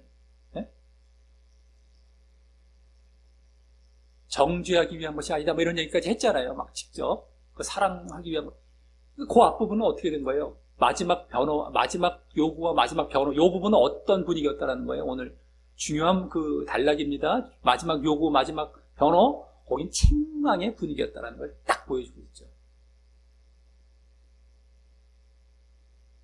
이어 그들을 정죄하는 것이 아님을 더 보이기 위해 그리고 그들이 바르게 돌아올 것에 대한 확신과 자랑의 마음에서 아까 확신하고 자랑한다고 했죠. 바르게 돌아올 것에 대한 확신과 자랑 그리고 그들이 정죄하는 것임을 또 더 보이고 확실히 또 바르게 돌아올 것에 대한 확신과 자랑에서 그들을 칭찬했습니다. 여기 오늘 세 번째 단락이죠. 세 번째 아주 그 주제죠. 오늘 요구하고 변호하고 칭찬한 거 이거란 말이에요. 근데 요구와 변호는 책망의 분위기였어요. 근데 여긴 칭찬 갑니다. 지금 세 번째 칭찬해달라. 칭찬 분위기. 그래서 그것은 그 칭찬은 내외부적인 여러 환난 속에서도 그들로 인해 위로와 기쁨을 얻은 사실을 말함으로써였는데요. 내가 그 환난 속에서도 그들로 인해 위로와 기쁨을 얻은 것. 그걸 통해서 칭찬을 했죠. 근데 그 위로와 기쁨은 한마디로 위로라고 딱 말을 할 수도 있고 어쨌든 위로와 기쁨은 하나님의 그 비천한 자들 즉 뭡니까? 겸손하여 하나님만 의뢰하는 자들에 대한 위로를 그 배경으로 하고 있으면서 결국 고린도 교인들의 그 디도에 대한 영접과 배경은 하나님에 대한 위로도 다 이제 깔고 있으면서 결국 뭐예요? 고린도 교인들의 디도에 대한 영접 또 바울의 책망이 담긴 눈물의 편지에 대한 회개 때문이었습니다. 잘 받아들였다. 그래서 위로받아. 나아가서 이제 뭐예요? 아까 그 너희들 사모함과 애통함과 열심히 있음 이건 뭐예요? 그 책망에 담긴 눈물의 편지. 그걸 받아들여서 그 회개했다. 그것 때문이었던 거죠. 맞아요. 그거 회개 때문이었어요. 뒤도 잘 영접하고 현지에 대해서 반응을 잘 보이고, 쉽게 말해서 회개 반응을 잘 보이고, 이것 때문이었던 거예요. 그 칭찬한 거죠. 이들 위로 받고 칭찬한 거예요. 자, 이를 볼 때 오늘 본문은 큰 틀에서 보았을 때 이 마지막 요구와 마지막 변호, 오늘 그게 큰 주제 세 가지 중에서 두 가지죠. 이 변호를 통해서는 책망의 분위기였고, 다음 그들에 대한 칭찬을 통해서는 칭찬의 분위기였음을 보게 됩니다. 그리고 칭찬의 내용은 책망을 받아들여 회개했기 때문이었습니다. 이것도 잘 봐야 돼요. 왜 칭찬했을까? 그러면 칭찬도 그냥 아무거나 그냥 칭찬해가 아니란 말이에요. 또 잘 봐야 돼요. 왜 칭찬했죠? 그들이 책망을 받아들여 회개했기 때문에 그 실질적인 거는 뭐 뒤도 영접했고 실제 내용은 그거죠. 그 책망을 받아들여서 회개했기 때문이란 말이에요. 그게 진짜 위로의 어떤 그는 저거고요. 여기서 배척이 그게 결국 그거란 말이에요. 책망을 받아들여 회개했기 때문에 잘 봐야 돼요. 그래서 더 요약해 보자면요, 오늘 본문을 책망을 기본으로 하여서요. 책망을 기본으로 해요. 뭐 요구 뭐 이것도 다 이렇게 변호 다 책망 쪽이었고, 칭찬이 있었지만 칭찬도 근데 어쨌든 책망을 분위기로 기본으로 해서요. 거기에 수긍하면 그 책망에 수긍을 한다면 칭찬이 함께 따라가는 형태가 되는 것이 오늘 본문의 흐름 속에서 읽을 수 있게 되는 것입니다. 우리가 책망을 막 했는데 오히려 메시지는 책망의 메시지인데 그거를 또 잘 받아들인다면 칭찬하는 거예요. 칭찬도. 책망 속에서 잘했을 때의 칭찬. 그냥 아무거나 육신적인 칭찬하고 뭐 이런 게 아니라, 예? 그들이 잘했다는 걸 칭찬하는데 그 잘했던 것을 가만히 내용을 봤더니만 그들에 대한 잘못을 지적했는데 그걸 수긍하고 잘 받아들여서 잘했던 거예요. 딴 게 아니라. 그래서 칭찬하는 거예요. 우리가 잘할 게 뭐가 또 있겠습니까? 말씀을 잘 따르고, 말씀을 따른다는 것에 말씀의 어떤 가장 오히려 배경이 되고 가장 큰 흐름은 책망이에요. 오히려 권면이라고도 하죠. 권면, 책망. 잘 알아야 돼. 근데 사람들은 그거 싫어하고 막 그러지 않아요. 인간은 늘상 뭐예요? 죄를 짓기 쉽고 또 죄 짓는 경우가 조금이라도 있거든요. 그러면 어찌됐든 간에 책망해서 그걸 씻어내면 그걸 좋아해야 되는 거예요. 이게 진짜들이란 말이에요. 진짜들이 서로 진짜끼리 가는 길이 이 길이에요. 이런 모습들이에요. 근데 가짜들은 이걸 엄청 싫어하고 이거는 얘기하면 무슨 얘기냐고 싫어하죠. 이해도 못하겠죠. 쉽게 말해서 뭐 육신적인 위로해주고 육신적인 칭찬 이런 건 할까요? 막 덮어버리고 괜찮다고 하고 뭐 평안이나 왜 외치고 있고 뭐 이런 것들. 가짜들의 특징이죠. 그 사람들이 이걸 보면 미쳤다고 하겠죠. 무슨 얘기냐고. 그게 뭐 책망에다가 왜 무슨 그거 웃기네 이럴 거예요. 저 사람들은요. 자신들이 어떤 상태인지 모르고.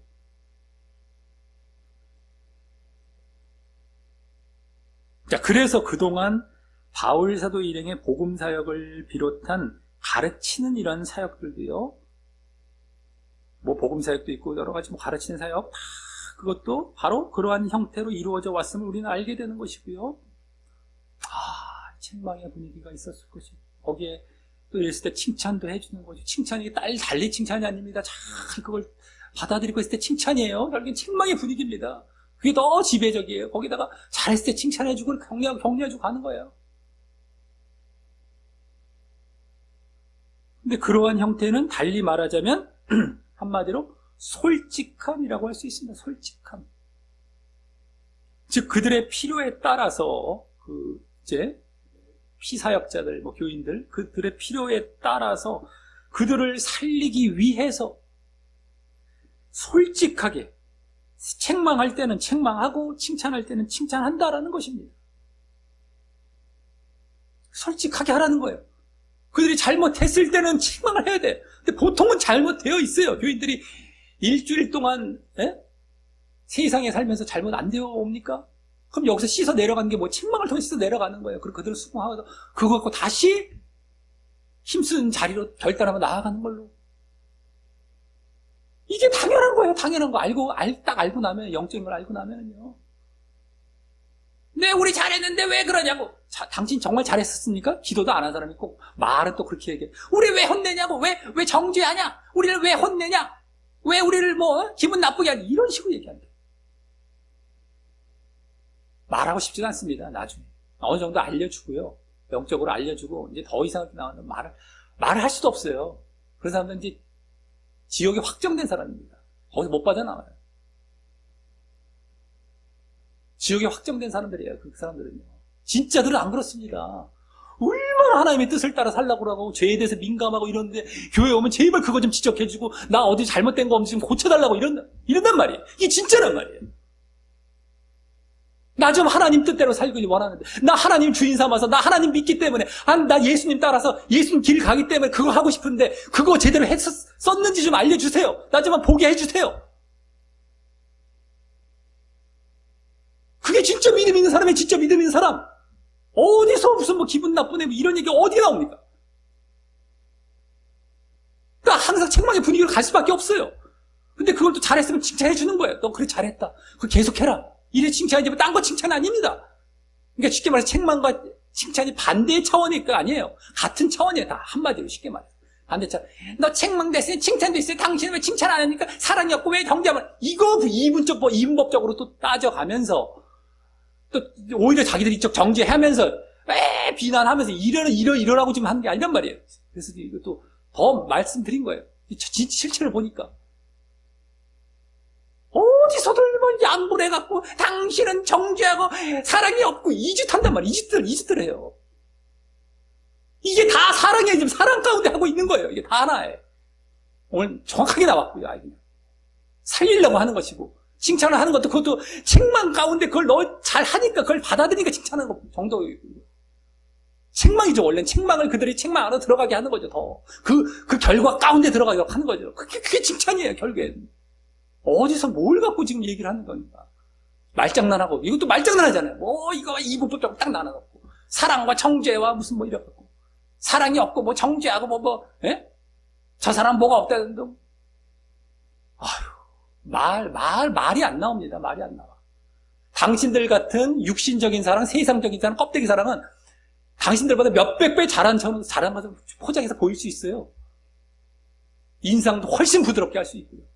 말투, 제스처 훨씬 부드럽게 사랑을 보일 수 있습니다. 당신들보다도요. 그럼 왜 이런 분위기로 왜 이렇게 합니까? 살자는 거예요. 오늘 나오잖아요. 진짜 사랑이고 이게 진짜 살자는 거니까. 어디서 가짜 갖고 그렇게 하고 있습니까? 네?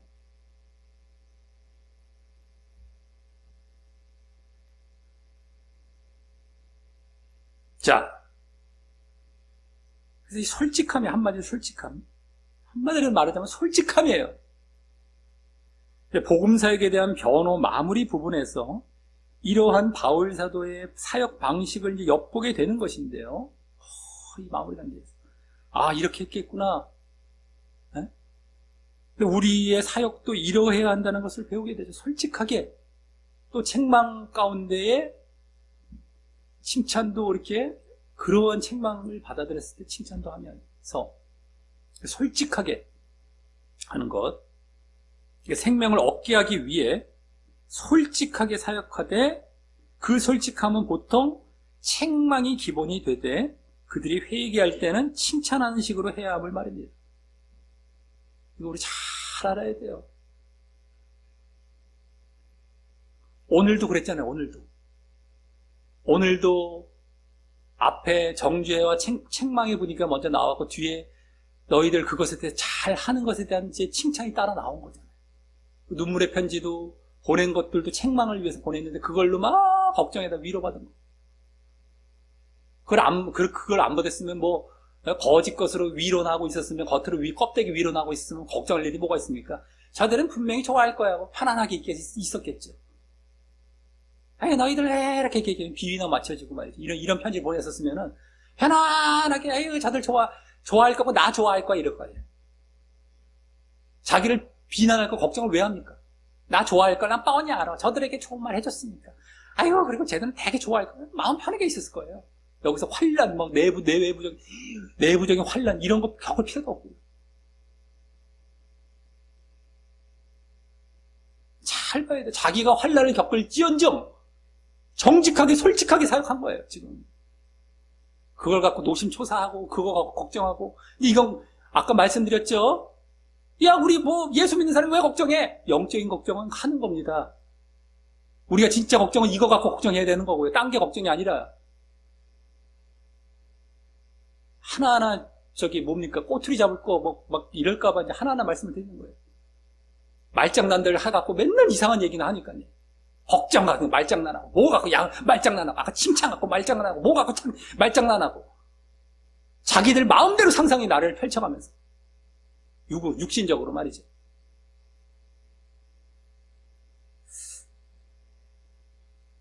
자, 우리 모두 이러한 식의 솔직한 사역을 늘 보임으로, 한마디로 말하면 솔직하다는 할 수 있다는 말이죠.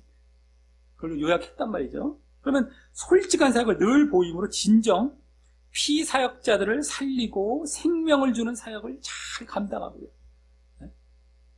살리는 거예요, 결국에는. 생명을 주는 거. 이게 이제 사랑이죠, 결국에는. 책망이 사랑인 겁니다. 정죄가 아니었어요. 그러므로 결국 우리는 오늘 비천한 자와 같은 자신을 낮춰 하나님만 의지하는 자와 또 같이 되어서 여기 지금 비천한 자에게 오늘 위로를 주셨단 말이죠. 네?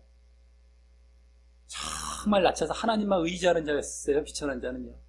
근데 그렇게 솔직하게 사역했다라는 건 뭐예요, 아까? 정말 내 중심적인 건 없다는 거예요. 하나님의 기준으로 하나님께서 원하시는 대로 저들에게 사역했다는 거예요. 솔직하게.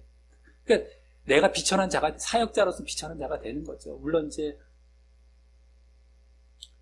환란이라는 배경 가운데 비천함도 있지만 그것이 지금 이전에 비천하다는 건 그런 차원이 철저하게. 그러면 그래서 그런 자가 됐을 때 혹 그러한 사역 중에 당하게 될 환란이 있더라도 그러한 사역을 하다 보면 아까 외부적으로도 비난을 받습니다.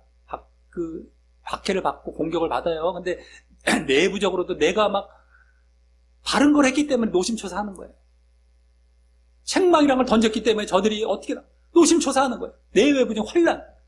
그게 와요. 오히려 평안하다. 저들 평안해. 나 좋아. 자유로워. 평안해. 기뻐. 서로 간에 기쁜 것 같아. 다 멸망으로 가고 있어요, 이건요.